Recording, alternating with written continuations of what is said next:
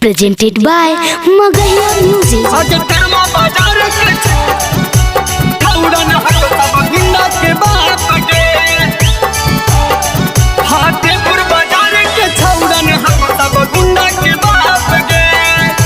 Music by PM Bihari.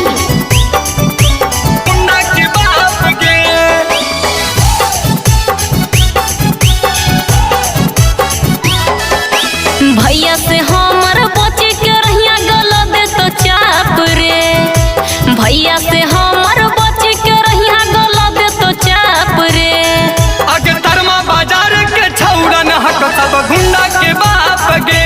अच्छा हाथेपुर बाजार के छौड़न हक सब गुंडा के बाप गे। हाय सुन लेके सिक सरवा हमारा सामने एते ना हाक रे। लेके सिक सरवा हमारा सामने एते ना हाक रे। पहाड़पुर बाजार के छौड़न हक सब गुंडा के बाप गे।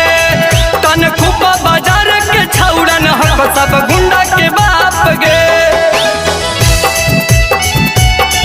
भूसंडा बाजार के छौड़न हक सब गुंडा के बाप गे। बुधगेरा बाजार के छौड़न हक सब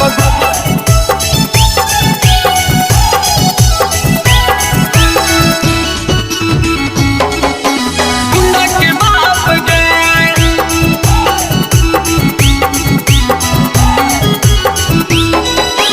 भैया हो विधायक हमरो बच के तानी रही है रे। जैमी जब थुराई त हमरा नहीं कही है रे। हमरा रे छोड़ा समझे थे। गुरपा वाला छौड़न नहीं माना केरो ऑर्डर गे। बीचे बाजारे दिने दहाड़ करो होय मर्डर गे।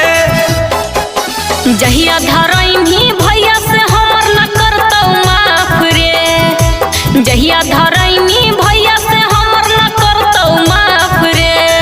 भूसंडा बाजार के छौड़न हक सब गुंडा के बाप गे। बुधगेरे बाजार के छौड़न हक सब गुंडा के बाप गे। बाजीगंज बाजार के छौड़न हक सब गुंडा के बाप गे। अगे भिंडक बाजार के छौड़न हक सब गुंडा के बाप गे।